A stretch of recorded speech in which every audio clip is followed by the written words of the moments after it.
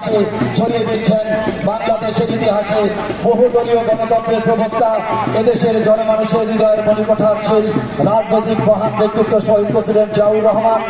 এবং আমরা শ্রদ্ধা করে স্মরণ করি আমাদের কাছ থেকে বিদায় নেওয়া শ্রদ্ধাভাজন আরাফাত রহমান কোকো, আমাদের দেশনেত্রী বেগম খালেদা জিয়ার যে সুপুত্র, আমাদের গোটা বাংলাদেশের নব উদ্যমের যে তারুণা এবং তার যে তারুণ্যের প্রতীক অহংকার, আমাদের সবার শ্রদ্ধা ভালোবাসার আস্থার প্রতীক জনাব তারেক রহমান। এবং আমরা দেখতে পাচ্ছি সেই আমাদের প্রাণপ্রিয় মহান নেতা জিয়াউর রহমান, সেই সাথে দেখতে পাচ্ছি গোটা মাঠের চতুর্পাশে সকল দর্শকের হাতে লাল সবুজের বার্তা মুক্ত আকাশে ছড়িয়ে দিচ্ছে। আজকের এই আয়োজনে গ্যালারি থেকে অসংখ্য শত শত শিশুর হাত থেকে মুক্ত আকাশে লাল সবুজের বার্তা পৌঁছে যাচ্ছে, জানিয়ে দিচ্ছে বাংলাদেশ এক নতুন দিগন্তের সূচনা। এই বার্তা আমাদের সকলের। এই